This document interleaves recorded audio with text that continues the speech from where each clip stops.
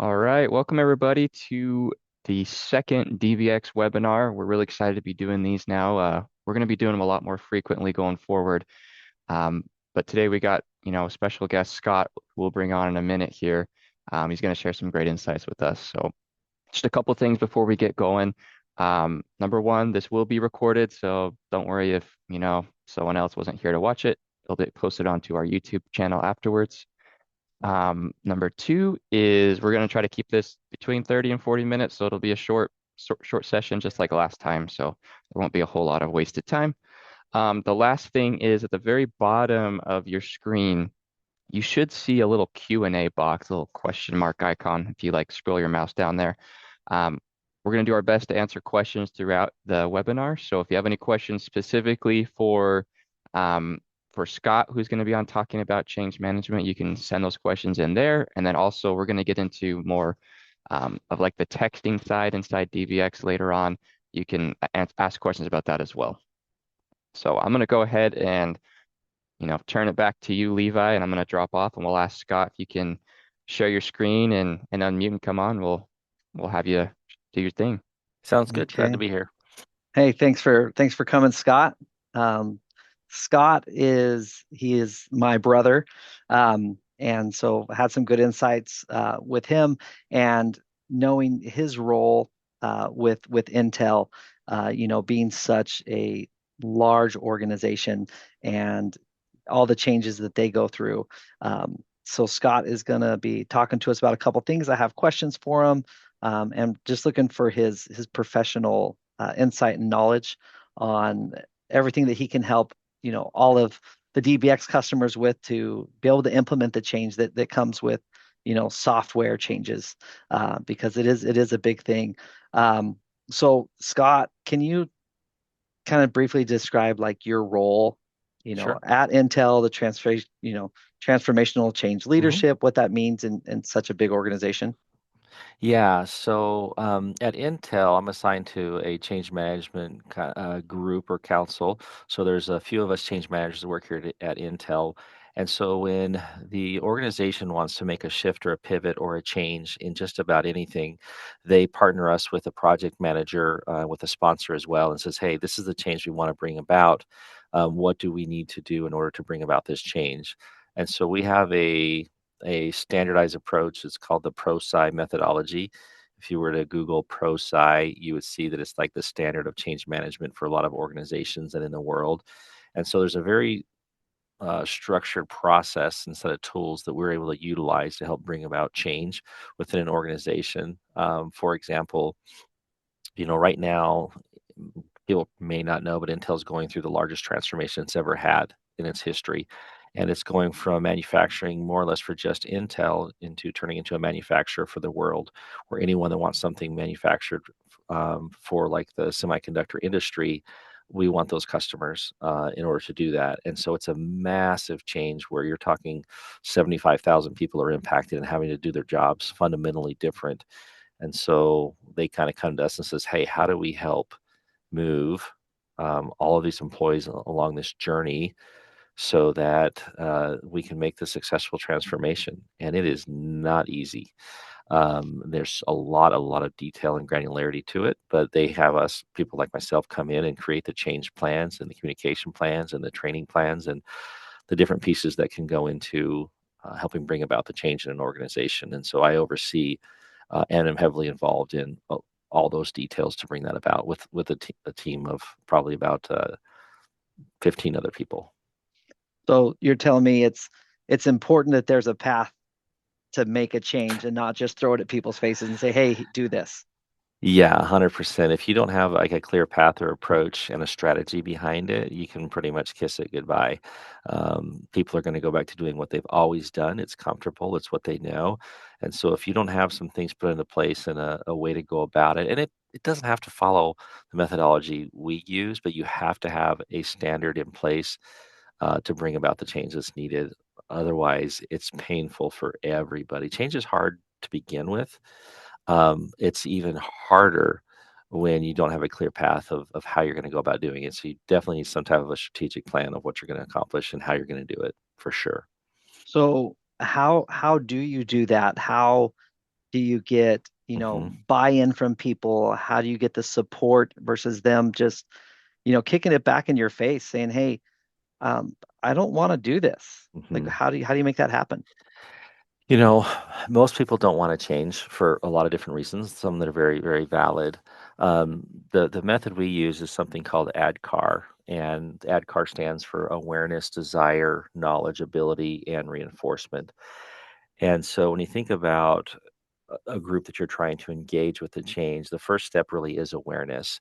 And that's where you have to bring to attention that a change is going to happen. And you need to decide, how are we going to communicate? How are we going to tell them about this change? And when you do that, the key thing behind it is you need to be able to say what the change is at a high level, why you're changing is probably the most important thing to focus on. Why you're changing now. People, it's like, well, why not do this down the road? Why can't we kick the bucket down the road and do this later? And what are the risks of not changing?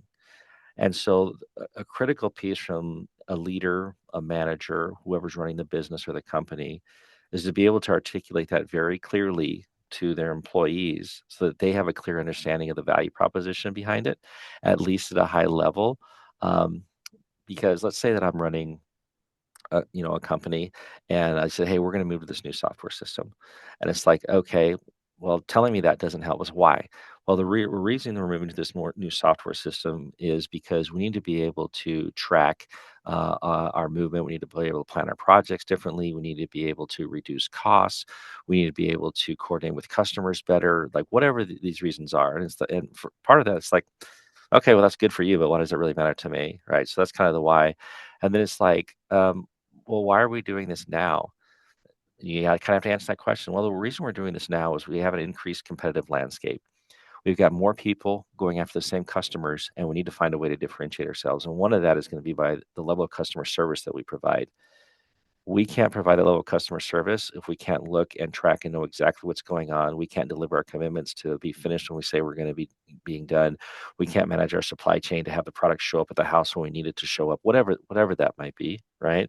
And so it's like, okay, so that's now, and it's like, and then it's kind of like, what happens if we don't do it? And it's like, and the reason we're making this change is if we don't make this change, we're going to lose. In my position, we're like market share, but you could say we're gonna lose out bids, we're gonna lose out customers, and if we lose out customers and we can't hit our sales goals, then we can't pay out bonuses. If we can't pay out bonuses, then you as employees aren't making the same amount of money to provide for you, your family, your jobs, your trucks, your benefits, whatever it is. Or it's like we can't provide the level of healthcare benefits if that's what you do to the organization unless we find ways to save money somewhere else and grow the business. And all of a sudden it starts to get real personalized so they can see like, okay, the business needs to do it for these reasons. But then you start saying, well, this is what it means to you and tying it into them personally.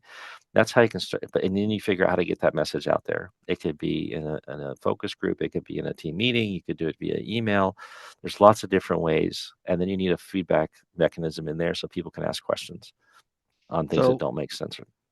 would you want to target a specific person in your company, that, you know, say people might look up to this person? Maybe they're the lead salesperson, I and Yeah.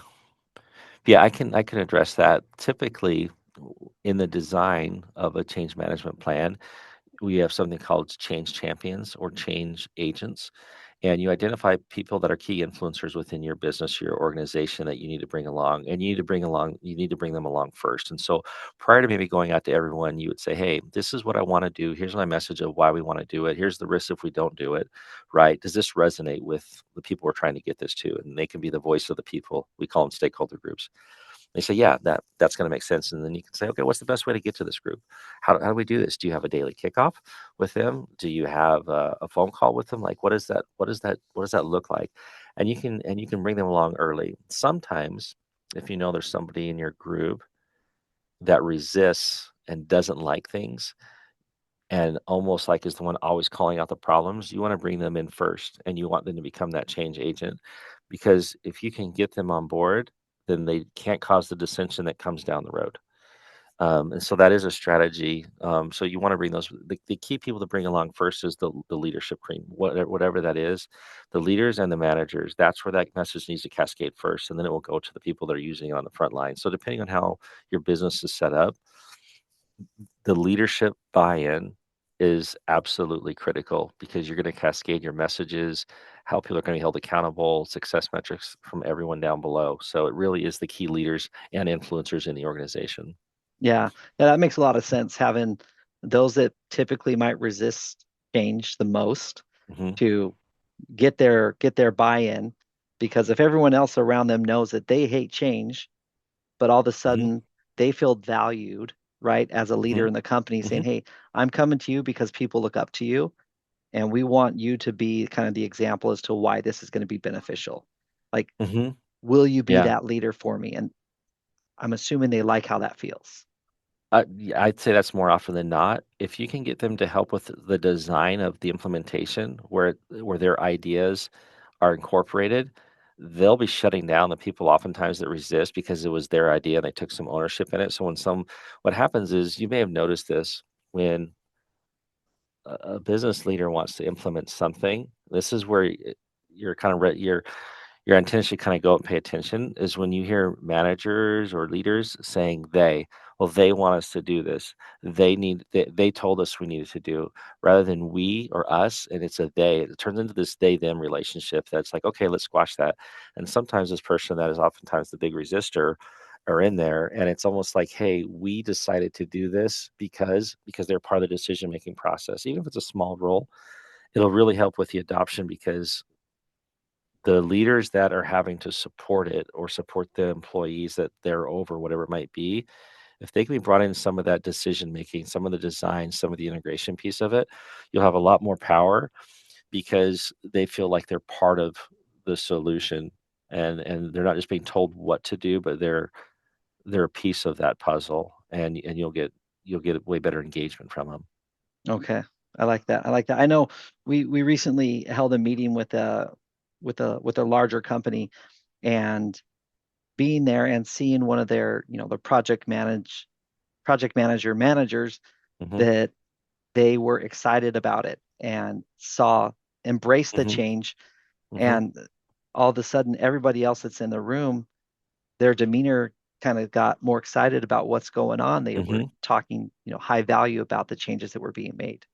Hmm. So I can see why that would make such a big difference, and having buy into that. Now, if people want to, like, these companies want to learn like a better strategy Hmm. to make these changes, how can they get better knowledge? Besides listening to you and what you're able Yeah. to do Yep. here, how can they get more knowledge on this? There's two things. If you want to if you're big enough, you want to have a formalized position, you can have somebody on your team become ProSci certified, and they'll understand the methodology, the tools, the resources, like the structure that you'd go about doing it. That's the more expensive way. I think it's like $4,500 for a 3-day class, and you can have that person assume a change management role within what they currently do. That's how I got into it. The second piece is utilize ChatGPT. You go in there and say, "Hey, acting as a change manager, this is my company, this is my business. I want to integrate this change," and tell it, "Create a change management plan for me to implement this change I'm going through, with how to bring employees along, how to overcome concerns." And it will lay out a plan that is a really, really good baseline. Um, an outline on how to approach it, and it could probably get you, 65, 70% of the way there. Leverage that tool and that resource. If you went out and asked me a question, and I answered it, and you went to ChatGPT, you're probably going to get a very similar answer. It obviously sounds smarter, but the directionality is probably going to align. So I think you can utilize that resource. It's a way less expensive than getting a formalized change manager, but it will lay out a good plan and tell you like, hey, get with clear leaders, have a clear message, identify people who are going to be resistant up front and have a plan for those people, depending on the size and scope of your business. Mine's huge, but you can scale this down to smaller businesses as well. Yeah. But yeah. And I mean, having the power of prompts, right, for Hmm. ChatGPT, of saying, "Hey, I want to implement this change management. What's the best way to go about it?" Also create 10 different concerns that my employees might have, Hmm. regarding this change and how can I overcome them, Hmm. right? Like it's really going to give you a good Yeah. plan to help do that. Yeah. I would assume it's going to completely replace me someday, or mostly replace me. And it's like start leveraging it now because it can give you some really good insights and directions to help with the change. So what do you do in a situation where you are getting a lot of resistance Hmm. from your key Hmm. people? How do you get that to Yeah. change? Yeah, yeah, how we go about it is probably a little different than how you'd go about it, but that barrier needs to get identified. Like, hey, we're getting a lot of resistance on it. Why is that? Typically, you go back and you're going to go back to the leaders. It was the message that they shared. It was an expectation that was set falsely, and you have to go back and you start over again. It says, okay, now we need to go back and create this desire. There's this ADKAR model I mentioned, and you have this desire. And if you don't tie back the desire piece, and you'll hear me say like it's a what's in it for me statement, is you start to get that resistance when people don't have the change correlated to their job. So with whatever their performance review is, whatever it might be, one of the key things you want to do is integrate the change you're asking into how they're evaluated. And so if I'm working with somebody, I'm like, hey, we're moving to this new software that's going to help us in a lot of different ways. It's going to help us accomplish X, Y, and Z. There's a little bit of your value proposition. And they're kind of like, okay, great for you. You have to tie it back in and says, now this is why it's important to make this change for you personally, is I value you as an employee. We can't make this change without you. And if we make this change successfully, then we'll continue to be able to, to have you out on jobs. We'll be able to employ you, these different things. But part of your new job role and responsibility is to learn this software and leverage it in order to help the company more successful. And if you do that, we're great. Now you have an option too to not do it. And if you don't do it, then we're going to have some conversations that are a bit more difficult saying, hey, we're asking you to use this software. It does take time to learn. You're going to want to go back to the things you've always done. And if you do that, then you're not really meeting the expectations that we have for you. Like this adoption is really important to the company, and you're the one that's helping us do that. Can I get behind on that? And I'm going to have normal check-ins with you. I want you to voice your concerns, voice them often. Part of that too is if you have we call it hypercare, but when you make this change, those people need somewhere to reach out to get clarity, to ask questions, to get guidance. Because if you kind of ask them to do something, you just drop them off and say, good luck, you're doomed. They have to have a mechanism for feedback and to raise concerns, ask questions, get clarity. Maybe they didn't remember the training. How do they get that resource? They're out on a job site and something isn't working like the way that they thought it would. How do they get help with that? And so they need someone to go to that can answer those questions for them, that can quickly solve them until they get used to it. And then it's not so scary and it's not so bad. But if you're at a job site and you're like, wow, it's freaking software, I can't figure out how to do this. I've got no one to call, no support. They're going to want to abandon it. Yeah. So you have to make sure they have a feedback mechanism in there to somebody to get help. And you mentioned earlier, like this leader person, you're going to need to have some advanced users that understand and utilize it before you want to roll it out to everybody if you can. And they become kind of that support person. Hey, I'm out here. I'm running this issue. What do I do? Okay, this is how you help it out. Great, thanks. Right? They Yeah. need somebody to reach out to. Yeah, and then that's one of the things with DBX and what we do is we train very specifically to people in the organization so they can become that professional, right? Hmm. We set up like all these different classes with them to get them up to par, and then also on the website that they're accessing DBX, there's a help button that That's huge. yeah, it's great, and it's very specific to the page that they're on. So they don't Yeah. have to go through trying to search and find and use keywords. It's like, no, it's I'm on this page, help button, okay, and it's telling you what to do. Yeah. So so that's great. And right, it makes them feel more comfortable. And the more comfortable they feel, the more prone they are to Uh-huh. use this and move forward with it. Now, at what point in change do you set Hmm. like a deadline saying, hey, you can no longer access, these Excel files at this point, or Yeah. how do you get them to finally cut the cord? Yeah. There's two different approaches. It's right from the get-go. Hey, we're going to cut the cord from the beginning. We're not going to have information stored in these areas, these Excels, and we're going to go straight to the system implementation. That's one way. And it gets people's attention real fast because they're like, holy crap, like I can't go back and make the change. The other way is you say, hey, we're adopting to this new system. We understand that it's going to take us time period to learn. We want to let you know that we got to keep the business running, got to keep our sales being profitable, all that kind of stuff. And we're going to start utilizing this system, and we're going to have a slower roll on. So at the end of 3 months, we're getting rid of the old way. We're getting rid of Excel. And so in this time frame, we really need you to be able to start utilizing the software, and putting the information in it, because know that that Excel isn't going to be there anymore. So it depends on your approach, the amount of people you have, whatever your support or training, onboarding, whatever that may look like. But yeah, they need to know that. Now, from the beginning, you'll get faster adoption and more frustration if you go cold turkey on it. You will, right? And you'll have more pain, but you'll get through it faster, and you'll come out the other end faster. And so there's a value to that, that I think you have to look at your business to say, what makes the most sense on it. The way, Levi, that you can oftentimes like help with that is you have a measurement of user adoption, and you can incentivize the change faster. And you could go to the people that are utilizing it in your business, and you can say, hey, every project where you use this exclusively to do all your planning and stuff, I'm going to do X, whatever that might be. And I'm going to have a report that says, hey, we've got 10 people that are utilizing the software in our business. And I want to highlight in a weekly team meeting that these 3 people submitted all plans this week utilizing this. And then the next week, it's like, hey, I want to highlight these people that did their plans or whatever it was utilizing this. And so everyone starts to see, oh, they're recognizing people who are adopting the change and highlighting them. I want to be part of that group.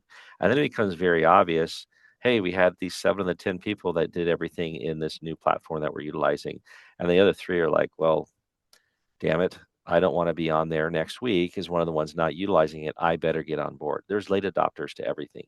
And Right. so recognizing the behaviors and recognizing those that are utilizing and implementing the change is a very powerful way to get everybody else on board, because it's a leader telling everyone else, this is important to me, and I'm going to recognize those people.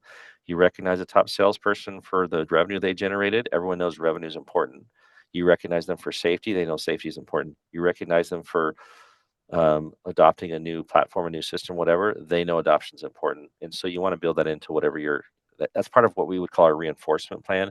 How do you make sure the change sticks? That's one of the things you do. Gotcha. That's awesome, Scott. I wanted to take a look. Brent, did we have any questions that came through that people wanted to ask Scott? If you could pass those messages on to him. Yeah, so we have one question here that we can probably take the time to answer is how do you help, we're talking specifically about software, right? How do Hmm. you help those people who maybe aren't, all too familiar with technology in general or struggle? How would you help them Yeah. through a change like this? Yeah. My best answer, and it's usually not an inexpensive one, but it's one-on-one help. It's screen sharing. It's having them have almost like somebody that's a mentor, to say, hey, let me show you this step by step, hands on, depending the generation they're from and their experience with it. When you're not accustomed to software applications, it can be a daunting task, and you have to break it down into like almost micro learnings or micro strategies, or maybe somebody you can say, hey, I'm going to teach you these 10 steps. Somebody else may say, hey, I'm going to teach you just the first 5 steps, and somebody else may say, hey, let's start with just one thing. And they just have a slower process to get on board with it. So they may be running behind everyone, but most of the time I've found those people are very visual learners, and you can't just tell them what to do and expect them to remember it. They have to do repetition. Something you could do strategically is you give them, we call it a sandbox, but you give them almost like a mock process, and you have them do it over and over again. So you could say, hey, on this day, I'm going to meet with you or whatever. You're not going to have other work going on if that's possible, and you say, I want you to perform these functions in here. And you have them do it, and they're going to get lost. And you say, okay, this is how you do that. And you have them do it over and over and over and over again until they become comfortable with it. You says, okay, are you comfortable with these 5 things or these 10 things? And like, yeah, I just did it 10 times in a day practicing. Okay, well, now let's go ahead and do these next 5 things. And so you just create basically, we do it very heavily. It's called a test environment, but you have them run through fictitious kind of jobs or scenarios where they need to utilize it, and somebody is there helping them with it, if at all possible. It's the easiest way. Downside is you're paying for somebody to help teach them and bring them along, and you're like, hey, this is how much it's costing me to bring this person along. Yeah, it is more expensive. It's very rare that you have a really good intuitive interface with software applications, um, where people can ask somebody questions and get real-time support. They may say, "Hey, get on the phone with me, share your screen, let me guide you through that. Let me do that again. Let me do that again. Okay, now I got it." So if it can be a peer, somebody there that knows it and can show them over and over again, great. If it can be a support line they call into where somebody can share a screen or see what's on the screen and chat and talk through it, it's the only way that I've ever seen really be effective, is to get them some type of a testing where they can practice it over and over again until it becomes muscle memory. I go through the same thing. We adopted a new platform here, something called Change Scout, where we have to, and there are so many options within it, and I'm overwhelmed, right? And I know that. And it isn't until I get in there with repetition and practice and create fake scenarios that I can start to feel comfortable in the system. Because people are like, what if I screw up? If you screw up, we'll fix it. Don't worry about it. There's some Yeah. grace that needs to be there. Yeah.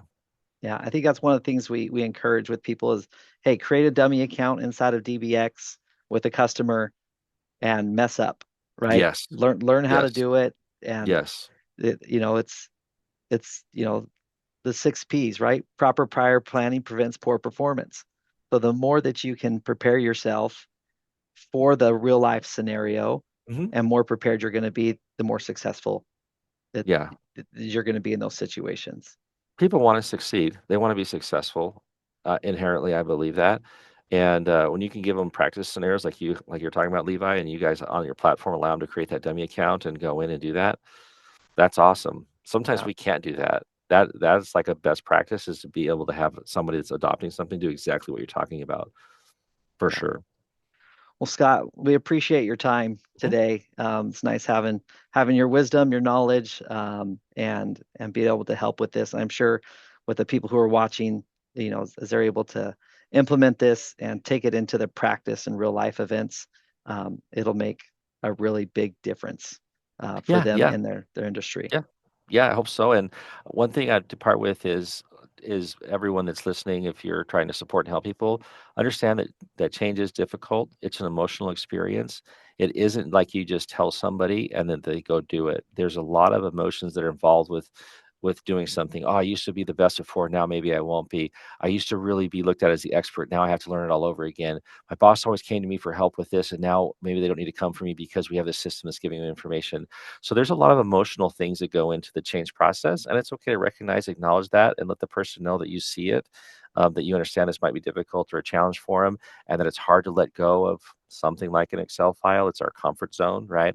It's hard to let go, like, of a lot of the things we used to do and move forward. And it's okay to say, yeah, I recognize it. This is a hard change. It's uncomfortable. Just because it's better doesn't mean people want to do it. And I think recognizing that, and it's like, yeah, it's difficult at first, but in the long run, it is so much better, right? Than what we have now. We just need to journey through that and be prepared for the future. So hopefully everyone has a good day, and appreciate the time on here today. Have a good one. Thanks, Scott. Thanks, Yeah. Scott. Yeah, and for everyone watching, don't go anywhere. We're going to dive into something really quickly, in the next 5 or 10 minutes. That's going to be about it. But we're going to go into a specific change of, how to get people using texting inside of DBX and really how you should be using texting inside DBX. So actually for this portion, I'm going to be sharing my screen and I'll go ahead and do that right now. Right. Give me 1 second to configure the layout. So, all right, got our fancy little overlay here. All right, so first of all, if you guys don't already have two-way texting inside DVX, highly recommend that you guys get on this because it's one of the most inexpensive features that we sell, but it adds just a ton of value inside your account. Uh, and we found that many of the companies who upgrade to the two-way texting later on, they've been, sending texts out one way through DBX, but then they upgrade later, they realize, oh my gosh, we've been getting all these messages back from people, and that communication has just been lost. So definitely get on that. Anyone here at DBX can help you with that, by the way. Um, and additionally, the most common way that people are communicating these days is going to be through text, especially people under 50 years old. I was just looking at some statistics. It's a very high percentage of people prefer text to phone call. So we definitely want to be using that when you're engaging with leads, and also with customers in the construction process. And that's kind of where we're going to jump in first, is we're going to talk about, hey, how to use it on the sales side. What's the best way to use text on the construction side? So first off, let's go into the sales side. So I'm going to talk about three specific things you can do with the texting. So the first one is you can send your estimates or quotes right through text message as a link to your customers. So the way to do that is you click on the cell phone icon here, you pull up the text, and then there's this little like paperclip icon. You click on that, and it's just like in the emails. You can go through, you can find something like, in this case, we have a proposal, right, document, and it's going to send them that live link right there. Now, we've also made an update to the texting where before you couldn't make a new line, but now you can if you hold Shift Enter. Now you can type something, here is the proposal, right, and you can just shoot that off right there. And that way they can pull it up on their phone. They can even sign it right there on the phone. They don't have to get to their computer. They don't have to open up their email. Everything's just right there in front of them. And that's what we want, right? Those instant notifications. And that gives me to the second point is about sending notifications. Now, notifications on things could be as simple as, hey, I sent you an email with the quote. Did you get a chance to look at it? Make sure you do, right? And I'm going to jump into the documents real quick because this is where we can actually build those text templates.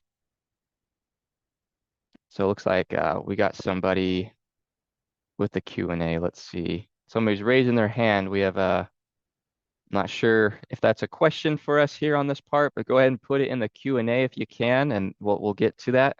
We don't have a way to interact directly through here, but let's keep going. So here in the documents, this is where you're going to have your text templates. So if I click on text, I've got a few templates here set up already. So here's one, for example, bid request follow-up, and that says, hey, just a reminder to fill out the bid request form I sent you so I can put together the estimate, right?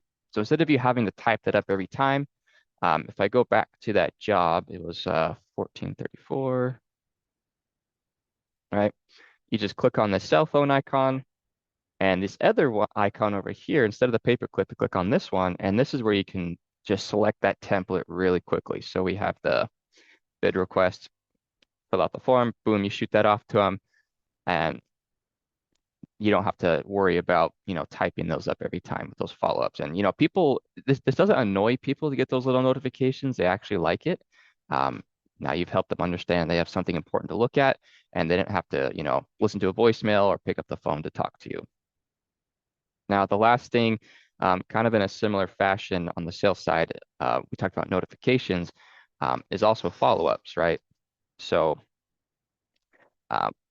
if you want to, you can have automations tied to things inside DBX, and that's where your milestones up here become really important, right? So if you want to automatically send them text templates based off of milestones, you can set up automation, for example, that checks, hey, I sent them the contract. If we don't have an appointment set in a couple days, send them a text, kind of prodding them, maybe saying, hey, do you have any questions for me? Happy to answer any more questions that you have, that kind of thing. That can all be automatic, or you can have them as those templates, like I said, so you can quickly click on it, go in there, and shoot those off. Now, I want to jump into one more thing. This covers the sales side, but it's almost before this process, and that's capturing website leads through text. So like we talked before, the growing trend, especially in the younger generations, is that people don't really like to call in. They want just quick answers to what they have in their questions without, having to pick up the phone. So I'll show you an example here on our website. This is simulated to be like a phone view, right? We actually have this text button right here on our website. And so it's a pretty seamless experience. You click on it, opens up your text, your texting, app, whatever you have on your phone. You can send the text in, and then it creates a new lead inside DBX and can notify, a specific person, like a lead coordinator, for example. And, this is really just another way to capture the lead, another way to have a way to communicate with them. And we also have the chat bot. That's what this little messaging thing is right here. So I know a lot of companies have the chat bots now on their websites, and there are some drawbacks. There are some ways or reasons that the texting's better. And one of that is, for example, if you ever gone on a website chat bot and you ask a question, hey, how much is it for, a pool project? How much is it? What type of fence do you have? Et cetera, right? It might say, okay, what's your name? What's your email? And by that point, you just wanted to answer your question. You kind of lost interest and moved on, right? And with texting, you don't get that, right? It's just an immediate send your request in and you get a response back. Or sometimes the AI will, give an answer and you could tell it's a robot and, people don't like talking to a robot all the time. So, I mean, it has its advantages and benefits. We just recommend, hey, do both to be able to get those leads. And let's see, I think do we have anything else in the Q&A so far? No. So we're going to move on. Like I said, if there's any questions, feel free to put those in the Q&A. The next part is we're going to go over the construction side now. So how do you use text to communicate with customers when you have, jobs that are started in construction, et cetera? And it's kind of going to be in a very similar way, right? So the first part is, notifying the customer of progress updates. For example, if you have a specific construction phase where a crew's coming over in to work on something on their property. In this job, for example, I believe we are at the part in the construction process where we just done the excavation, and the next part is going to be working on the shotcrete or the gunite part of their pool, right? So you can have a text template that you can select here, in the phone icon that says, hey, we just completed, a big milestone in your project, your project's like X amount percent complete, whether that's 30 or 50%, right? And then they get that notification. They're kept up to date. It took you, 2 seconds to click that little button and send it off. But that does so much for the customer. They love the communication. That helps you guys look a lot more professional and improves their experience with your company. And there's areas inside the project management dashboard as well for our pool construction companies out there. I'm not going to go into that right now, but as you're scheduling phases, there's a little drop down where you can actually select, hey, notify the customer so that if you're scheduling out something for next week, they know, hey, someone's coming out next week to do this specific thing on your property. So that's about notifying progress. And then this is the last thing we'll talk about today with the texting and on the webinar here, and that's going to be about collecting payments, sending invoices. So you guys know if you go down on the bottom here of the jobs, you've got your progress payments that you can set up, or you can create deposits for your jobs, right? So instead of having to do that all manually, you can actually have automations send texts and emails, right, out to the customer. Hey, we just completed this. We need a payment and it's due, right? And so obviously texting is going to be faster. It's going to notify them faster, be kind of right in their face. Everyone's got their phone on them, Emails sometimes take a while to get to. They can get lost. Not everyone's always checking their email. So faster you can notify them that a payment's due, the faster your company gets paid and everybody's happy there. And now one last little thing on that is if you guys are actually doing payments inside of DBX, right? That makes it even faster because you can text them a link to the invoice document. They open up the text, they click on the link, and it has the pay now button right there. And they can pay through ACH or credit card, however they're choosing to pay. So keep that in mind. If that's something that you guys don't have in your accounts, definitely want to be doing payments in DBX if you can. And again, anybody here at Pro DBX, if you reach out to us, we can help you get set up with that.